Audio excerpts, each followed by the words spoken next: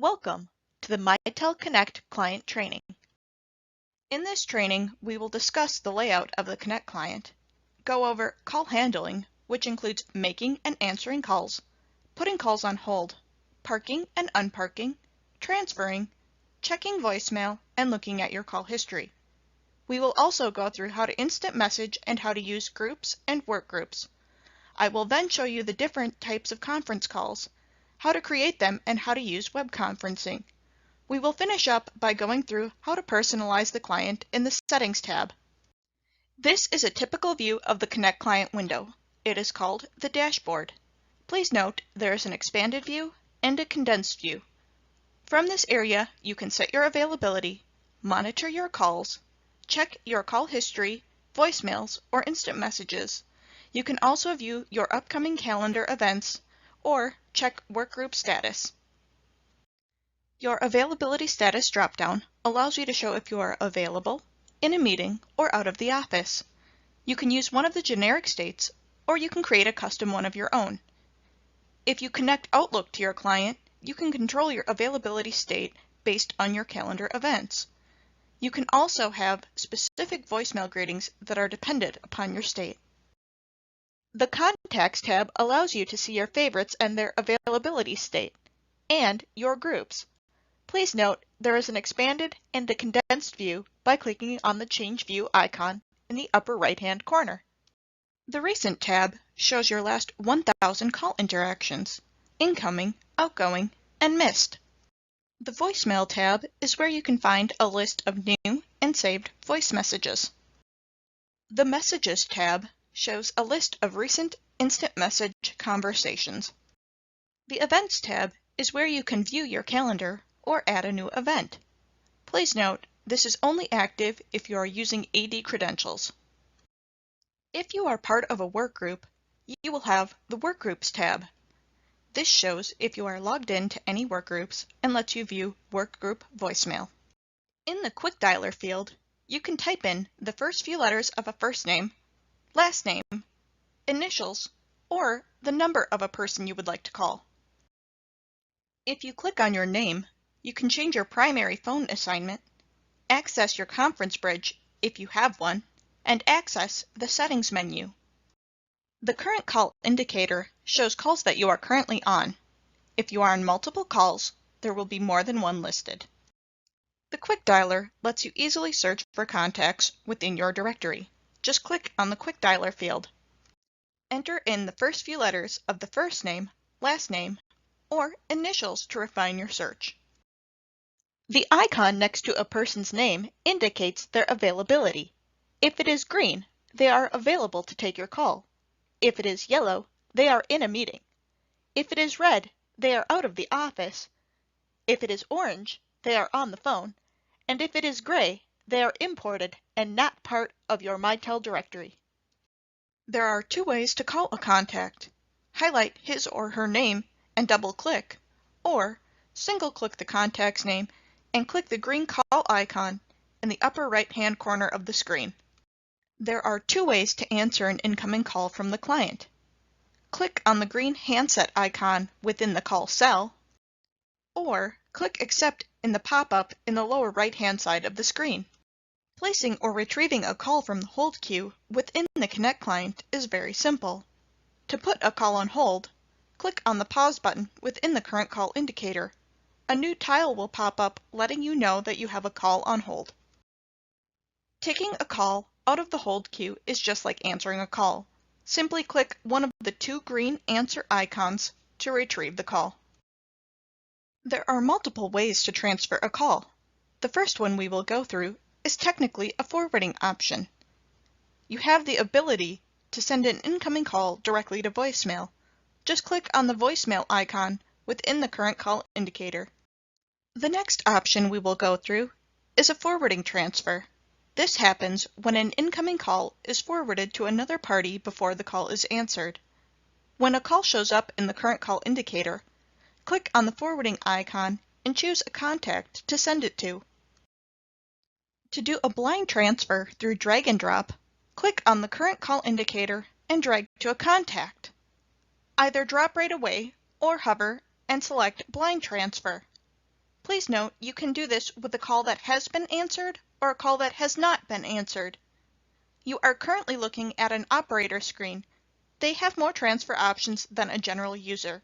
They can also drag and drop a call to a contact or a contact to a call. A direct transfer is another name for blind transfer. Click on the transfer icon within the call tile. Type a name and select the contact that you would like to send the call to. Click on the Transfer tab and the call will be released. An operator can perform a drag-and-drop consult transfer by hovering a call over a contact and selecting Consult Transfer. General users will have to click the transfer icon within the call tile. Type in a name and select the contact that you would like to send the call to. Click Consult. Once you choose Consult, the first call is automatically put on hold and the system reaches out to the third party.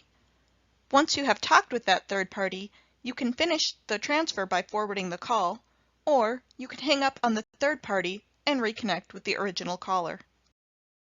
If you are an operator, you can place a call on park by dragging the call to a contact, hovering, and selecting park. If you are a general user, you can click on the transfer icon in the call tile. Type in the name and select the contact you would like to park the call for. And click Park. By clicking Park, it will automatically do a consult transfer. To bypass this, click P. You could also do a page or intercom if your system allows. Here's what it looks like when a call is parked on someone's line. If the call isn't picked up, it will ring back to the person who put it on park. If a call is parked on your line, you can pick it up just like a regular call. To pick up a call that is parked on someone else's line, hover over their name and select the answer icon. To add people to your favorites list, click on the Quick Dialer field. Type in a contact or scroll through the directory to find people you would like to add. Click on the star next to the contact's name and they will be added to your favorites list. To add a group, click the Contacts tab. Click on the Groups tab.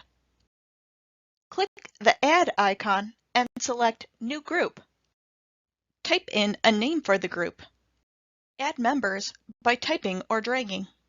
And click Save. To see what options you have for a group, click on the Settings icon in the Group name bar. Available group options are Start a group chat if you have a conference bridge, schedule a meeting with the group, send a group voicemail, or check the current availability of group members. To see your call history, click on the Recent tab. This displays the last 1,000 incoming, outgoing, and missed calls. Click on a call and select the call icon to call them back. To access your voicemails, click on the Voicemails tab. This will display any new or saved messages for your personal extension. Select a message you would like to play. Choose if you would like to listen to the message through the phone or computer speakers, and click Play. After you have listened to your message, you can choose to reply, forward, save, or delete the voicemail. You can also click on the number to call them back.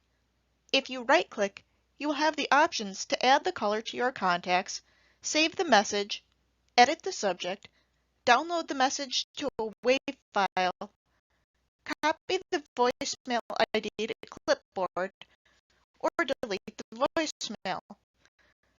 Please note, you can't reply to an external caller. Replying to or forwarding a message are very similar. First, click on the voicemail. Click Reply or Forward depending on what you would like to do. Click the red circle to record a reply. The red circle becomes a square. Click the red square to stop recording. Be sure to edit the To and Subject fields.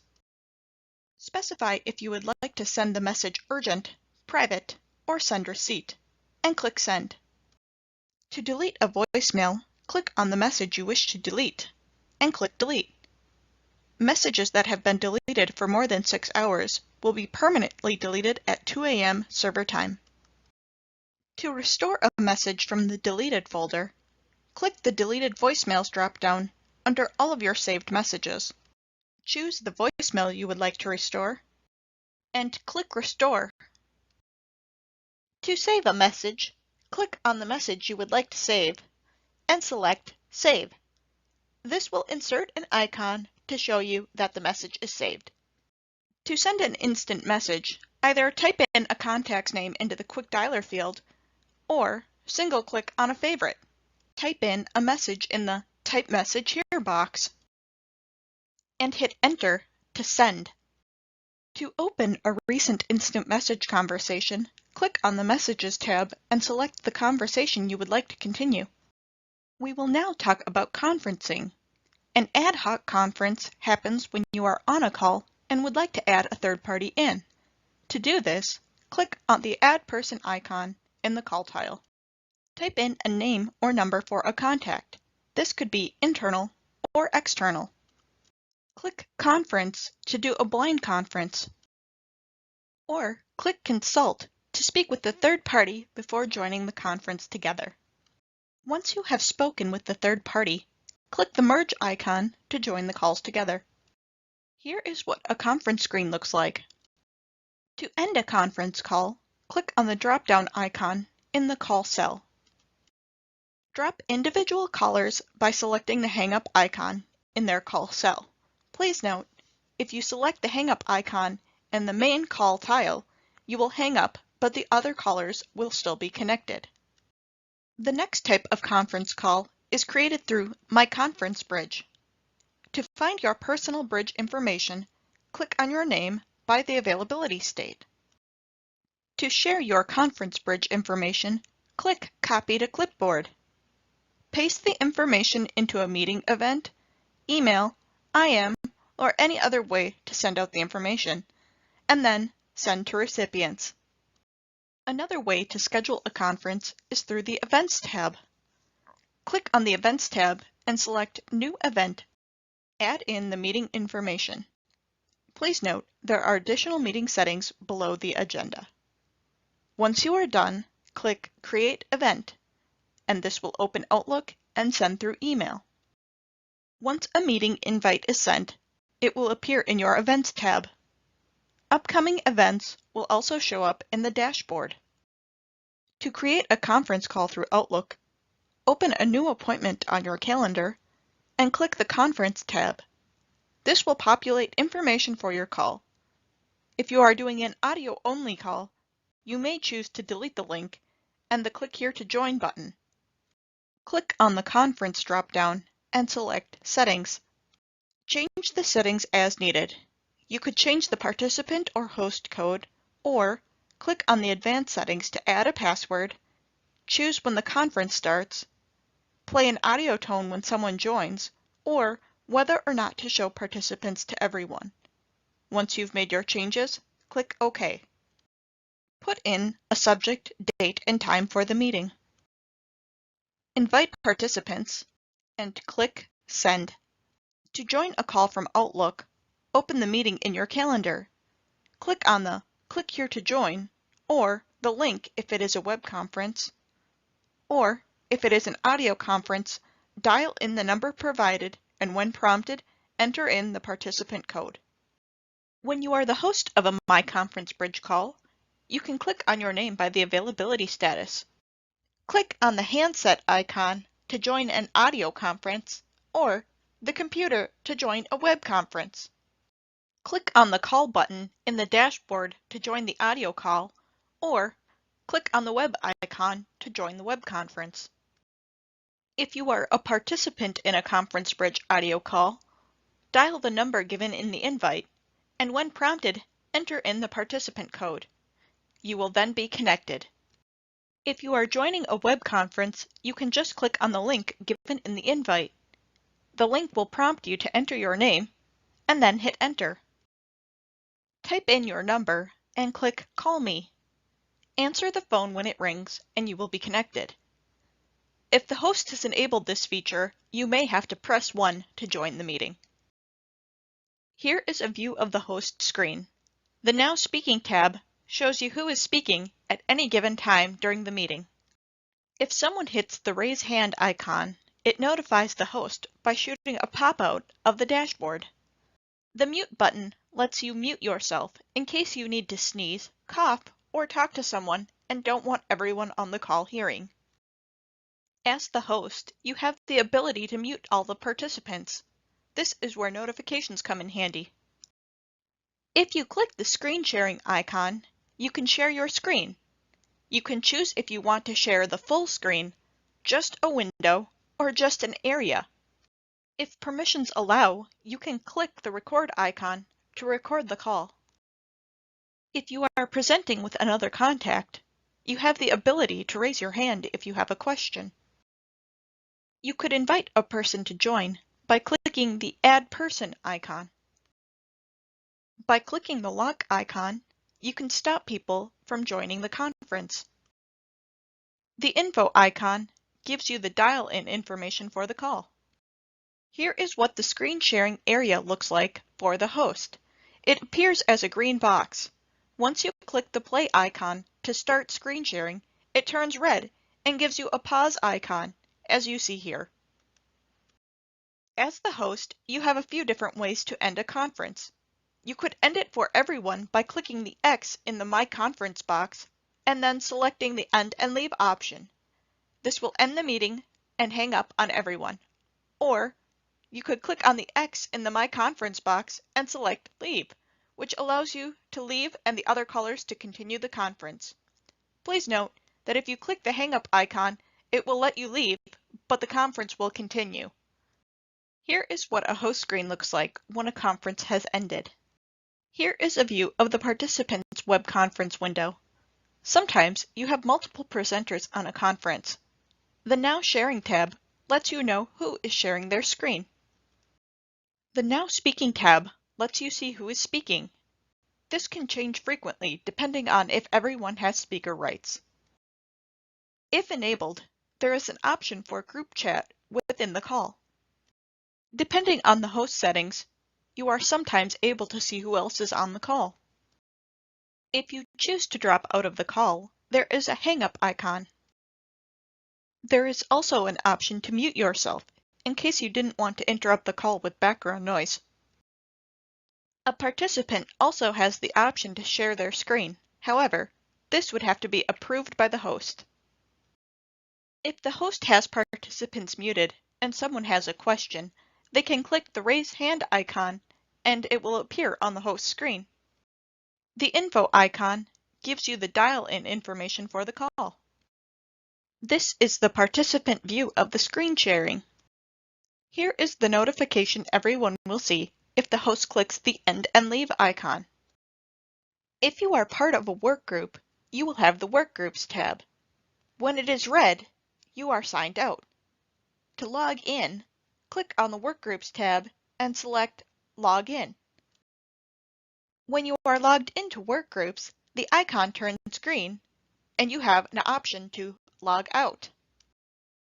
While you are logged in, you have the option to put yourself in wrap-up, which means you can finish up notes from a previous call without getting another call right away. Just click on Wrap Up. While you are in Wrap Up, your icon becomes orange. To get out of Wrap Up, click End Wrap Up. The bell-shaped icon is Alert Sounds. If you click this, it will turn off the alert sounds for the call queue. Click Settings to open up your settings menu for your workgroup.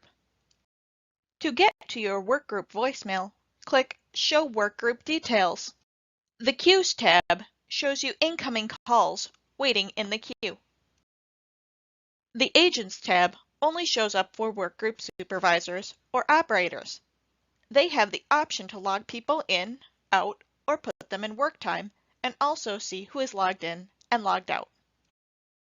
The Voicemails tab shows workgroup voicemails. Please note, you have all the same options in this mailbox that you do within your personal mailbox. I will now show you how to access your personal settings for the Connect client. There are two ways to access the settings menu. Click on your name next to the availability state and select Settings, or click on the Connect dropdown and select Settings. If you are not using Active Directory or AD credentials to log in, you have the option to change your password within the Account Login tab. Within the Account Access tab, you have the option to give someone, like a receptionist or assistant, access to change your availability state for you. Just type their name in the box. To change someone's availability state, find them within the directory. Then, select their availability state and choose which state you would like to put them in. If you are not currently using the AD credentials to log in, you have the option to add them here in the Account AD Credentials tab. This will allow your Outlook calendar and contacts to sync with the Connect client.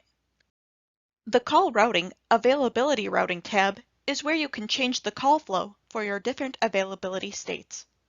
Run the wizard to go through all of the routing steps, or click Change to change a single option. Be sure to set up all availability states, not just available. When you start the wizard, you can choose if you would like to simultaneously ring any other numbers. This could be a cell phone or a different extension. Once you have added numbers in, you can choose if you would like the call to connect automatically or if you have to press 1 to connect to the call. When finished, click Next. Choose if you would like the call to forward to voicemail and how many rings you would like before it goes to voicemail. Once you have made your changes, click Next. If you don't have the mobility client, you can use an option called Find Me. This feature allows a caller to hit your voicemail, but then press 1 to see if you are available on a different number. If you would like to set up this feature, enable it. Select if you would like to have this try and reach out to you before the caller hears voicemail.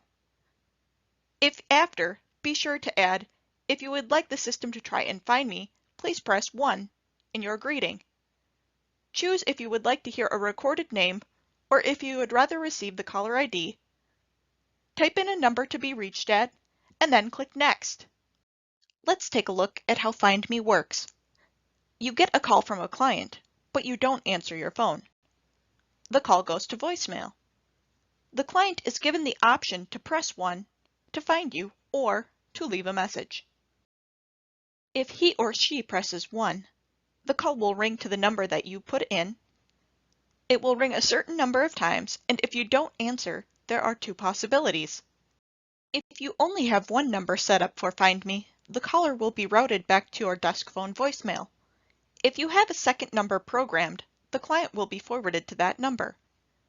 If you don't answer that number, the client will be redirected back to your desk phone voicemail. The next step is to record a voicemail greeting that people will hear for this availability state. Click the red circle to record a message. The red circle will become a gray square. Click the gray square to stop recording. Click Save Recording when you are satisfied with your greeting and click Next. Please note, if you are using Find Me, let callers know that they can press 1 to try and find you. Select if callers are allowed to leave a voice message in this availability state. Choose where callers go if they press 0 when they hit your voicemail message. This will default to the operator, but you can choose to send the call elsewhere. And then click Save. The Do Not Disturb option only allows you to forward calls to voicemail or a different number. Click on the Call Routing, Power Routing tab to set up specific call routing rules. To create a new rule, click Create New Power Routing Rule. Type in a name for the new rule.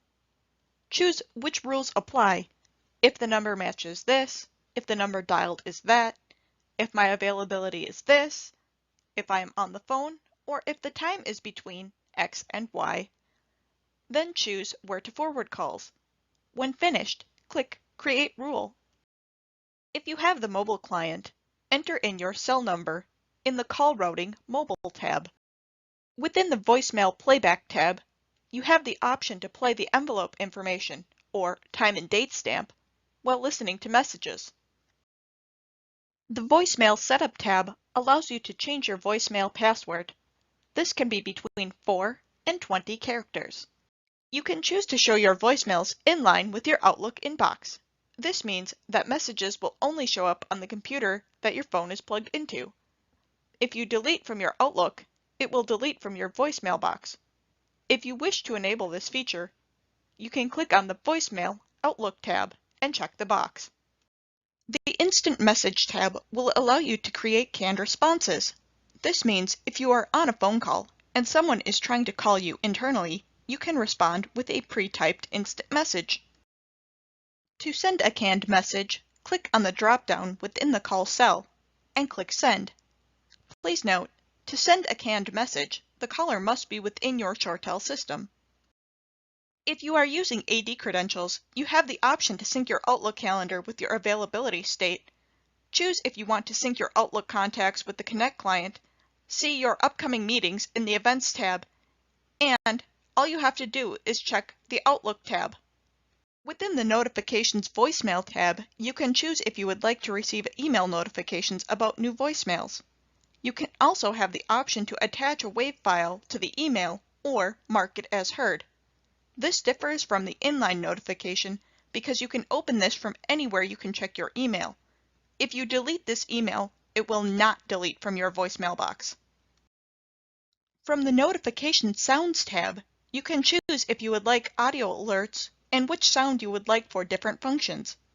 In the Notification Pop-ups tab, you can control what pops up and how long you want them to appear.